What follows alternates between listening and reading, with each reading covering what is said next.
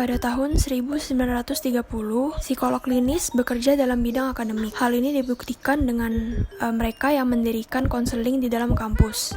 Hal ini membuat mereka sadar bahwa psikolog klinis berurusan dengan bidang pendidikan, bukan psikoterapi. Namun secara perlahan, psikolog klinis dapat menambah fungsi perawatan dalam terapi mereka. Pada tahun 1940, psikoterapi menjadi penting dalam psikologi klinis karena adanya Perang Dunia Kedua. Para tentara mengalami PTSD dan membuat psikolog klinis melakukan praktek. Hal ini membuat psikoterapi menjadi lebih besar. Pada tahun 1950, psikoterapi menjadi kegiatan yang penting dan lebih menarik ketimbang asesmen. Karena saat itu, psikologi klinis tidak mempunyai pendidikan dasar kedokteran. Maka, hak seorang psikolog klinis untuk memberikan psikoterapi pada tahun 1950 ini sering dipermasalahkan. Pada tahun 1960, pendekatan behaviorism muncul sebagai pendekatan yang berbeda secara fundamental terhadap manusia, baik dalam masalah perilaku maupun emosional mereka. Behavioral ini menekankan metode empiris dapat diamati dan mudah diukur. Pada tahun 1960, pendekatan humanistik muncul dari seseorang bernama Carl Rogers. Pendekatan humanistik ini merupakan alternatif dari pendekatan psikodinamik dan pendekatan behavioral. Pada tahun 1970 muncul family therapy. Family therapy ini merupakan cabang dari psikoterapi yang bekerja dengan keluarga dan pasangan dalam hubungan intim untuk memelihara perubahan dan perkembangan. Perkembangan belakangan ini, minat dalam terapi kognitif telah meningkat dan menjadi orientasi tunggal paling populer di kalangan psikolog klinis. Hal yang paling mencolok di pasaran untuk terapi adalah pendekatan terapi yang sangat beragam. Buktinya dapat dilihat dari buku cetak pasca sarjana untuk kursus psikoterapi. Biasanya bisa sangat banyak babnya tentang berbagai macam pendekatan, dan bahkan di setiap babnya tersebut mewakili variasi yang lebih spesifik lagi. Beberapa dekade ini juga banyak gerakan untuk menggabungkan pendekatan terapi, baik dalam pendekatan eklektik ataupun pendekatan integratif. Pendekatan eklektik merupakan pendekatan yang dengan sengaja mempelajari berbagai teori dan menerapkan sesuai keadaan realitanya. Sedangkan pendekatan integratif merupakan pendekatan yang menggabungkan berbagai pendekatan dalam sesi konselingnya. Influence of war on clinical psychology. Terdapat pengaruh perang pada perkembangan psikologi klinis. Berikut beberapa faktornya. Robert Yerkes merupakan ketua komite psikologi pemeriksaan dan rekrutmen. Dia adalah seorang yang menciptakan tes kecerdasan yang digunakan untuk mengukur kecerdasan rekrutmen dan tentara. David Parker menciptakan tes kecerdasan pertama yang berasal dari pengalaman klinis selama Perang Dunia I. Tes ini digunakan untuk mengukur kapasitas intelektual anggota militer. Berikut beberapa tes yang digunakan pada saat ini. Setelah Perang Dunia II, banyak veteran Amerika yang kembali ke rumahnya dengan mengalami shell shock atau efek psikologis dari pertempuran. Oleh karena ini, pemerintah Amerika meminta APA untuk mengadakan pelatihan terhadap psikolog klinis. Pelatihan ini terus berkembang dan mempunyai hubungan kuat antara administrasi veteran dengan pelatihan psikolog. Keberadaan Nazi di Eropa Timur memaksa banyak tokoh untuk berpengaruh dalam psikologi klinis, terutama Sigmund Freud dan para psikodinamika Yahudi.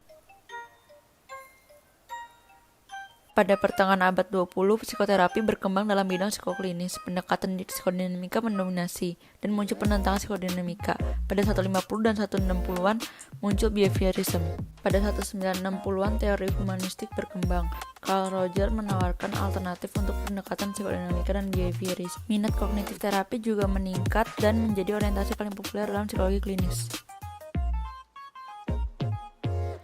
Seperti psikoterapi dan penilaian yang telah berkembang, profesi itu sendiri telah berkembang sejak awal dan hal ini dapat dilihat pada tahun-tahun awal langkah-langkah signifikan telah terbukti. Hal ini dapat dilihat pada tahun 1917, American Association of Clinical Psychologists didirikan, dan pada tahun 1919 didirikan menjadi Clinical Association of the American Psychologists Association. Pada tahun 1921, perusahaan psikologi didirikan di mana mereka meramalkan bisnis yang besar yang akan menjadi tes psikologis dan ukuran kecerdasan dan kepribadian. Pada tahun 1940-an, pendidikan dan pelatihan psikologi klinis menjadi lebih luas dan lebih terstandarisasi. Jumlah tempat pelatihan meningkat secara dramatis dan APA mulai mengakreditasi dan memberikan pengalaman pelatihan yang sesuai dalam terapi, penilaian, dan penelitian.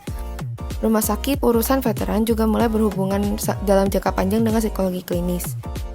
Pada tahun 1949, Boulder Conference berlangsung. Pada tahun 1950-an, menghasilkan lebih banyak bukti bahwa psikologi klinis adalah profesi yang sedang berkembang.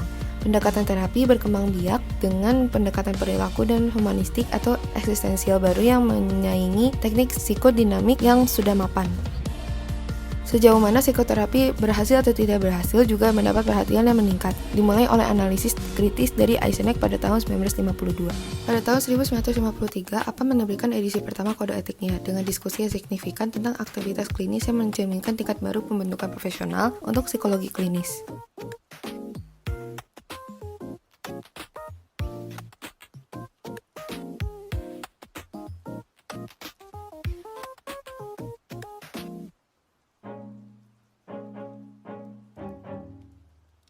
Pada tahun 1960 sampai tahun 1970, psikologi klinis merekrut lebih banyak perempuan dan minoritas. Behaviorisme dan juga humanisme dan pendekatan lainnya juga mendapatkan perekrutan orang lebih banyak. Program psikologi pertama muncul dan menawarkan pascasarjana yang menekankan keterampilan klinis di atas keahlian penelitian. Hal ini menandakan bahwa psikoterapi telah menjadi bagian yang diakui dari American Healthcare. Pada tahun 1980, psikologi klinis mendapatkan peningkatan rasa hormat karena psikologi klinis memperoleh hak istimewa masuk rumah sakit dan hal istimewa dalam hal pembayaran rumah sakit. Psikoterapi berkembang dengan pesat, namun sayangnya tes personality dan tes intelligence berkurang peminatnya. Pada tahun 1990 hingga 2000, profesi psikologi klinis terus berkembang. Begitu juga tren tentang persamaan gender dan etnis dari mereka yang bergabung. Ukuran dan cakupan bidangnya terus berkembang, sebagian besarnya untuk memenuhi permintaan layanan psikoterapi. Pada tahun 1940, hanya ada 14 orang US yang pernah menerima perawatan psikologis apapun. Namun, pada 2010, angkanya naik menjadi 50%. Pilihan pelatihan profesional juga terus berlipat ganda.